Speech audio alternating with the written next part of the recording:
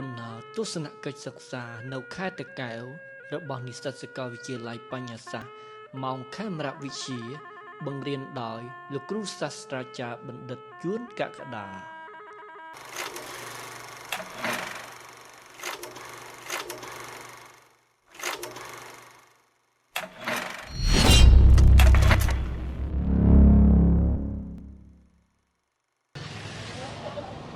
ជាបឋមសូមនមស្ការក្រាបថ្វាយបង្គំចំពោះព្រះជន្ម3គុណនៃព្រះត្រៃរតន៍ដោយសេចក្តីគោរពជ្រះថ្លាកោតក្រែងនៅខ្ពង់ខ្ពស់និង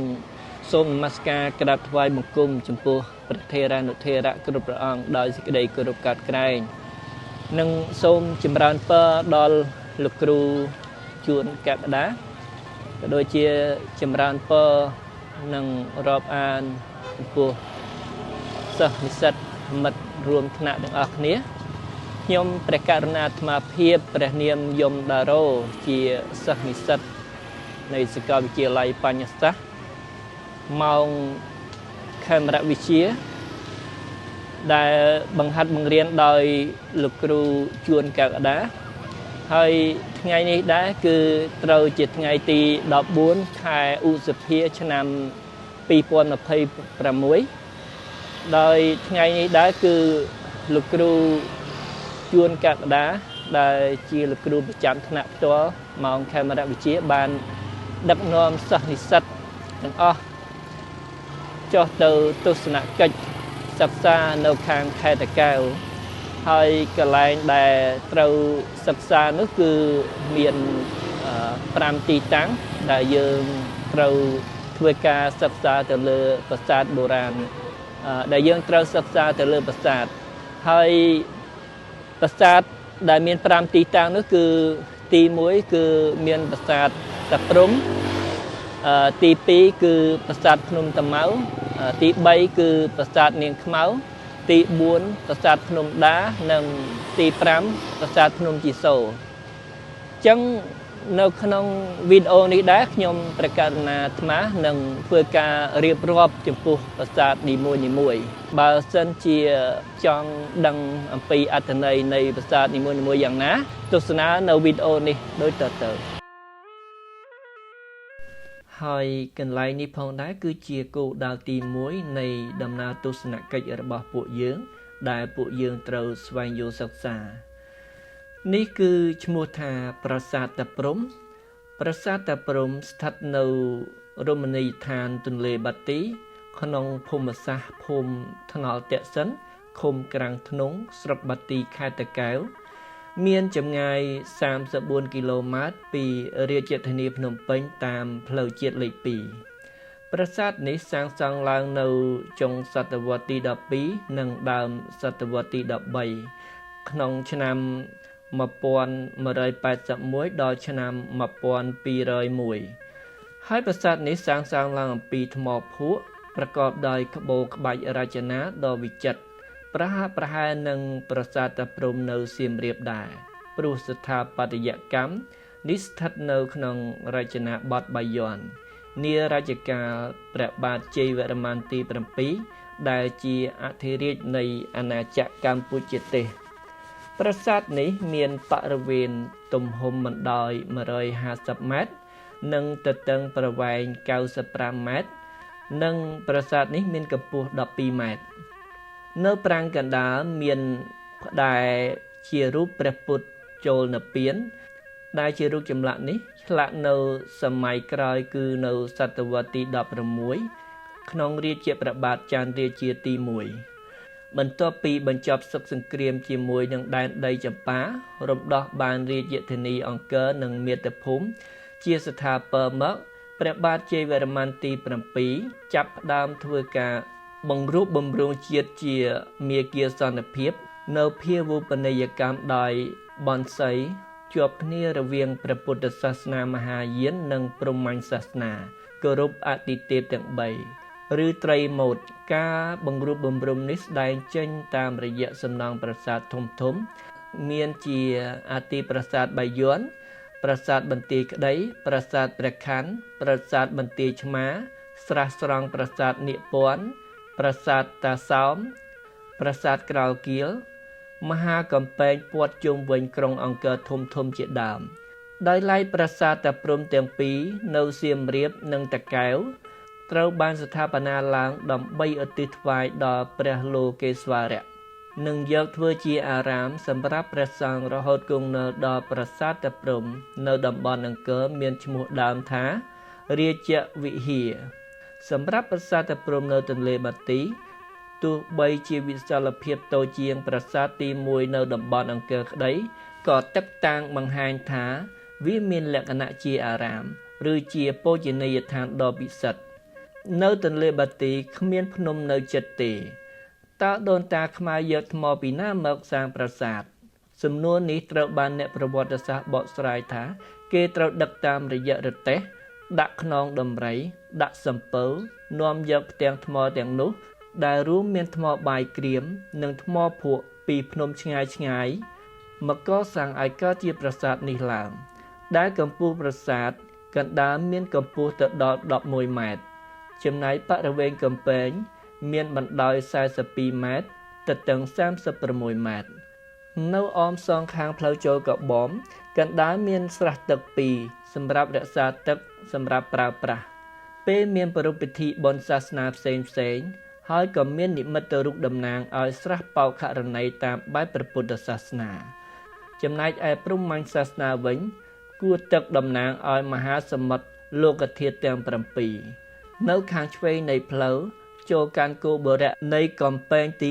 1យើងមានផ្ទាំងថ្មមួយសន្លឹកដែលកប់ដោយនៅក្នុងដីមានកម្ពស់1ម៉ែត្រនៅលើផ្ទាំងថ្មមានរូបព្រះឥន្ទជាស្ដេចនៃទេវតាតំណាងឲ្យទឹកភ្លៀងនិងករន្ទះ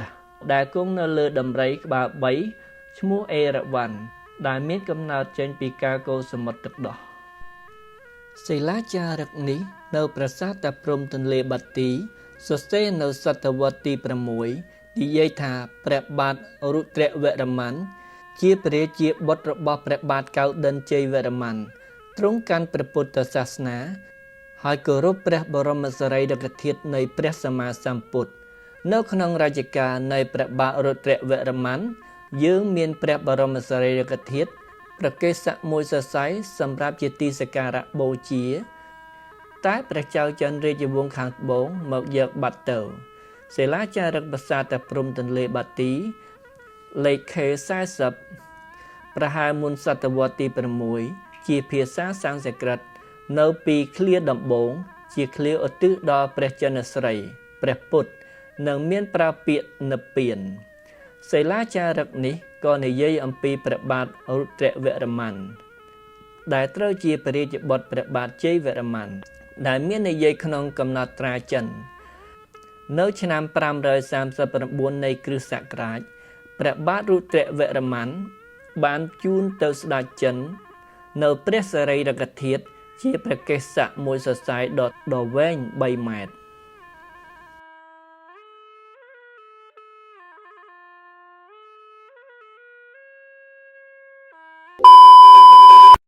ហើយទីនេះដែរគឺជាគោលដៅទី2នៃដំណើរទស្សនកិច្ចរបស់ពួកយើងដែលពួកយើងត្រូវសិក្សាស្វែងយល់ហើយទីនេះគឺឈ្មោះថាប្រាសាទភ្នំតាម៉ៅមានទីតាំងស្ថិតនៅភូមិកណ្ដឹងធំឃុំកណ្ដឹងធំស្រុកបាទីខេត្តតាកែវប្រាសាទនេះមានចម្ងាយប្រហែល45គីឡូម៉ែត្រពីរាជធានីភ្នំពេញនិងមានចម្ងាយប្រហែល51គីឡូម៉ែត្រពីក្រុងដូនកែវនិងទីរួមខេត្តតាកែវប្រាសាទភ្នំតាម៉ៅកសាងឡើងអំពីឥដ្ឋនៅសតវត្សទី11ក្នុងរជ្ជកាលព្រះបាទសូរ្យវរ្ម័នទី1ក្នុងឆ្នាំ1002ដល់ឆ្នាំ1050នៃគ្រិស្តសករាជនិងឧទយាទិធ្យាវរ្ម័នទី2ឆ្នាំ1050ដល់ឆ្នាំ1066នៃគ្រិស្តសករាជស្ថិតនៅលើកំពូលភ្នំធម្មជាតិដែលមានកម្ពស់40ម៉ែត្រជិតព្រះវិហារវត្តភ្នំតាម៉ៅប្រាសាទនេះកសាងឡើងក្នុងសម័យអង្គរនិងដើម្បីឧទ្ទិសដល់ព្រហ្មញ្ញសាសនានិងស្ថិតក្នុងរចនាបថឃ្លាំង ប្រាសាទនេះបែរមុខទៅទិសខាងជើងមានទំហំ 7.50 ម៉ែត្រ 4 ជ្រុងនិងមានកម្ពស់ 10 ម៉ែត្រ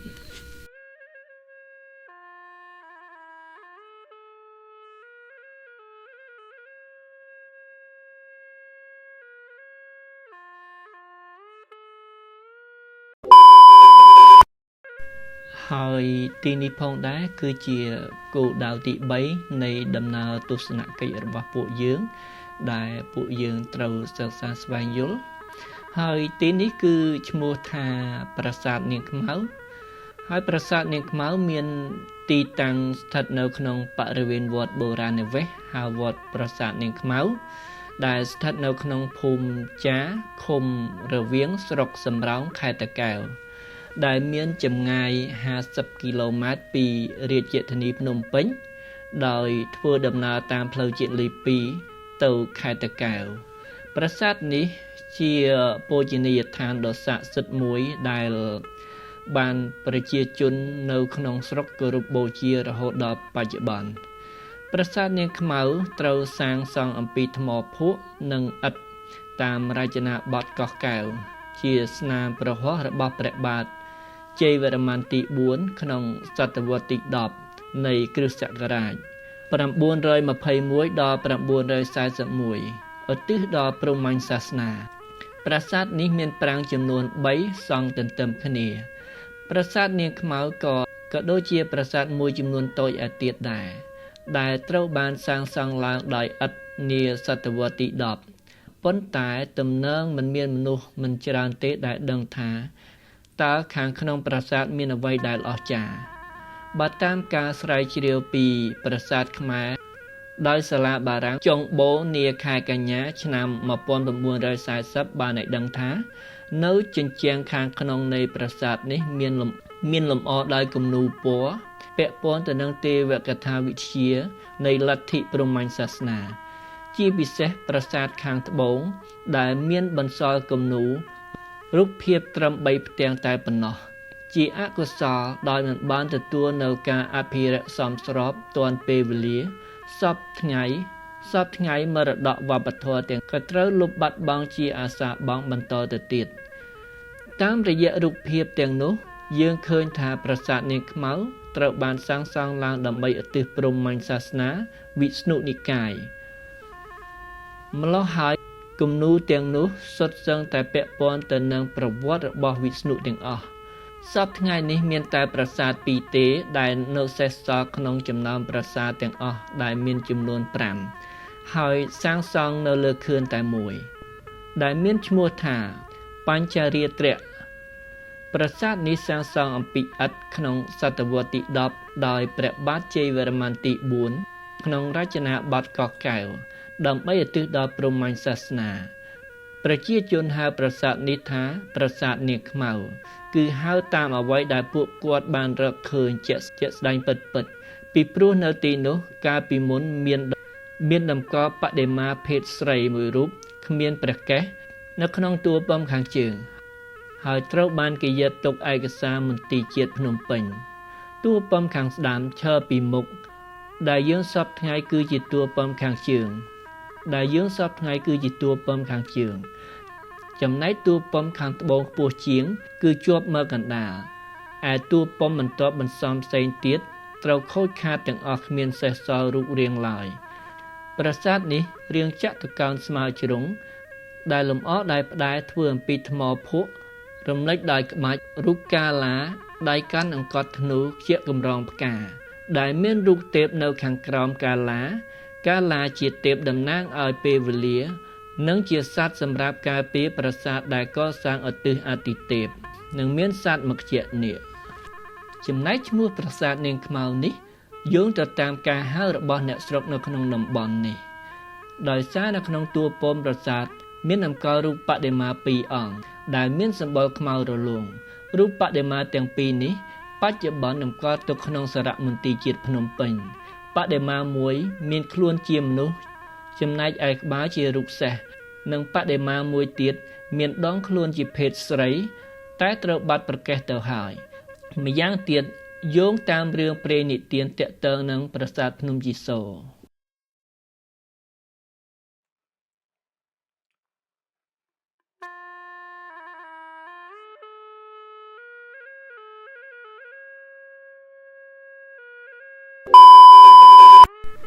ហើយទីនេះផងដែរគឺជាគោលដៅទី4នៃដំណើរទស្សនកិច្ចរបស់ពួកយើងដែលពួកយើងត្រូវសិក្សាស្វែងយល់ហើយកន្លែងនេះផងដែរគឺឈ្មោះថាប្រាសាទភ្នំដាប្រាសាទភ្នំដានេះគឺស្ថិតនៅភូមិព្រែកតាជើឃុំគោកធ្លើកស្រុកអង្គរបូរីខេត្តតាកែវដែលមានចម្ងាយ55គីឡូម៉ែត្រតាមផ្លូវទឹកនិង65គីឡូម៉ែត្រតាមផ្លូវគោកពីទីរួមខេត្តតាមទេវកថាផ្តែរនិងហោជាងប្រាសាទភ្នំដាទាក់ទងនឹងរឿងកូរសមុទ្រទឹកដោះដែលតំណាងថាជានិច្ចកាលពួកទេវតានិងពួកអសុរៈពុំដែលត្រូវគ្នាទេ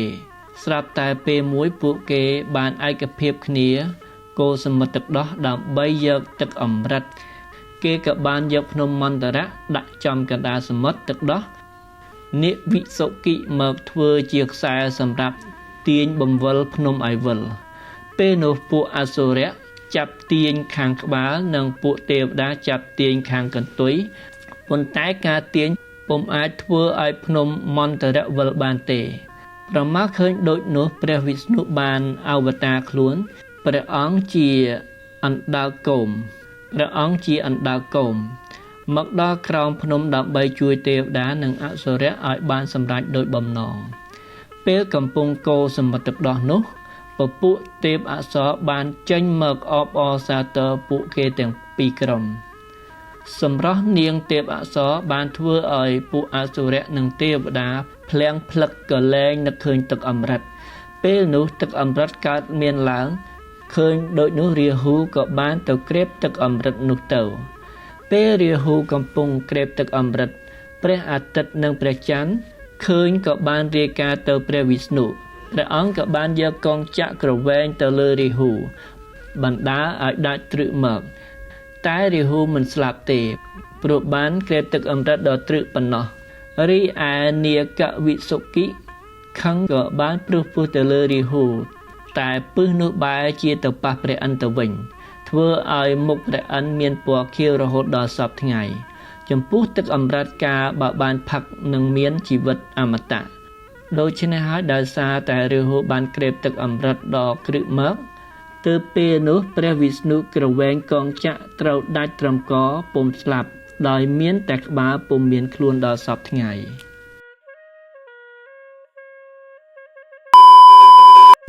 ហើយទីនេះផងដែរគឺជាគោលដៅទី5សម្រាប់ពួកយើងទាំងអស់គ្នាបន្ទាប់អំពីយើងបានចូលទៅទស្សនាសិក្សាអំពីប្រាសាទភ្នំដាមកក៏យើងបានចូលមកទីនេះហើយទីនេះគឺជាសារមន្ទីរហើយនៅក្នុងសារមន្ទីរនេះដែរគឺមានតម្កល់វត្ថុបុរាណជាច្រើនដែលបានស្រាវជ្រាវរកឃើញស្ទាល់ពីសម័យបុរាណ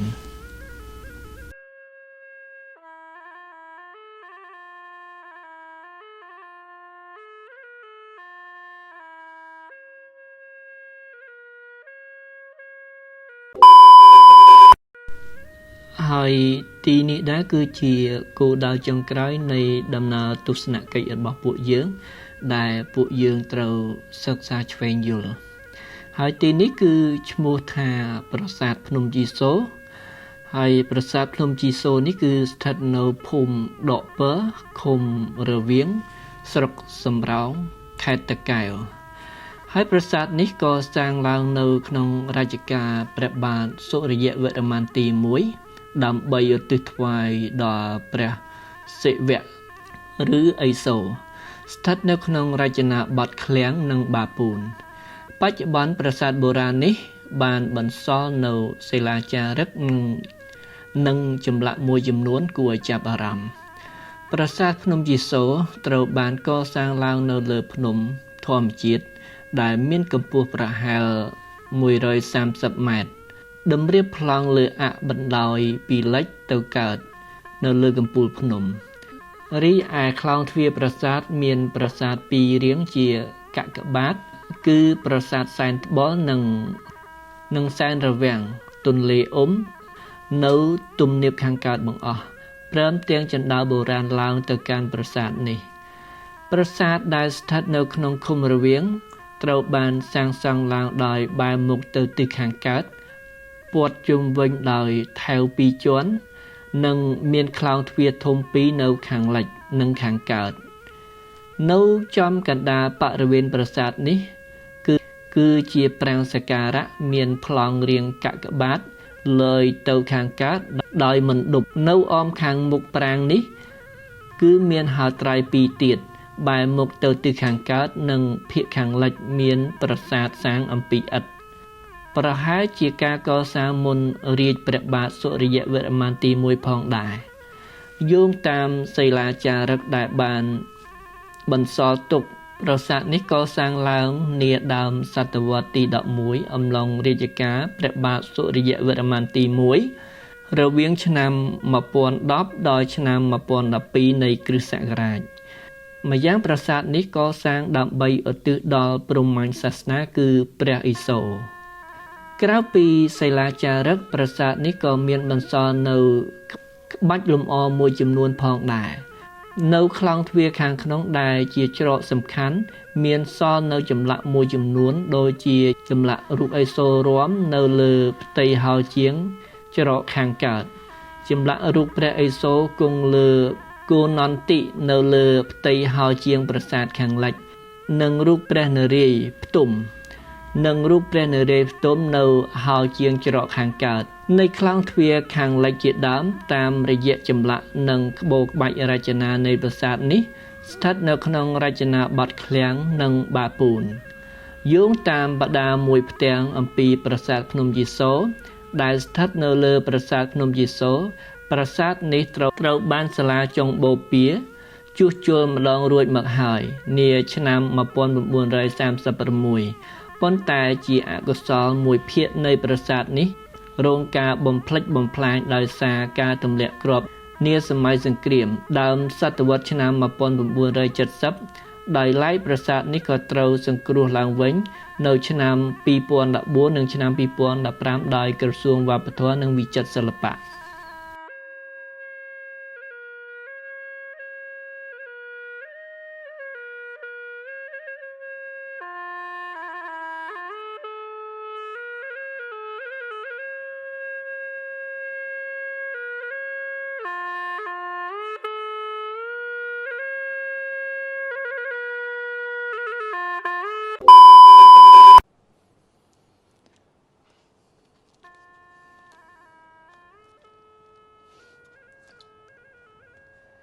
បន្ទាប់អំពីបញ្ចប់នៅដំណើរទស្សនកិច្ចនេះមកធ្វើឲ្យខ្ញុំកណាអាត្មាភាពទទួលបាននៅបទពិសោធន៍ក៏ដូចជាចំណេះដឹងបន្ថែមពាក់ព័ន្ធជាមួយនឹងបទពិសោធន៍ដូចជាការរៀបចំ plan រៀបចំ project កិច្ចការងារសាលាដែលលោកគ្រូបានឲ្យធ្វើនិងមានការទំនាក់ទំនងល្អជាមួយនឹងមិត្តរួមថ្នាក់នៅក្នុងដំណើរទស្សនកិច្ចមួយនេះហើយជាមួយនឹងចំណេះដឹងបន្ថែមដូចជាការពាក់ព័ន្ធជាមួយនឹងប្រាសាទនីមួយៗដែលបានស្ដាប់លោកគ្រូគាត់ធ្វើការបកស្រាយនឹងទៅលើប្រាសាទនីមួយៗថាតើប្រាសាទនឹងកសាងឡើងនៅឆ្នាំណាដោយព្រះរាជាអង្គណាហើយនឹងកសាងឡើងដើម្បីអ្វីនេះគឺជាចំណេះដឹងបន្ថែមដែលខ្ញុំប្រកាសអាត្មាបានយល់ដឹងទីទួចហើយធ្វើឲ្យខ្ញុំប្រកាសអាត្មាយល់ដឹងកាន់តែច្បាស់ថែមទៀតនិងកាន់តែស៊ីជម្រៅហើយជាចុងក្រោយក៏សូមអរគុណដល់លោកគ្រូជួនកក្កដាដែលជាគ្រូប្រចាំថ្នាក់ម៉ោងខេមរវិទ្យាដែលខិតខំប្រឹងប្រែងបង្ហាត់បង្រៀនពួកយើងដែលជាចុងក្រោយសូមជូនពរលោកគ្រូឲ្យមានសុខភាពល្អហើយក៏សូមជូនពរដល់មិត្តរួមថ្នាក់យើងផងដែរសូមឲ្យមានសុខភាពល្អនិងសម្រេចគោលដៅដែលខ្លួនបងប្រាថ្នា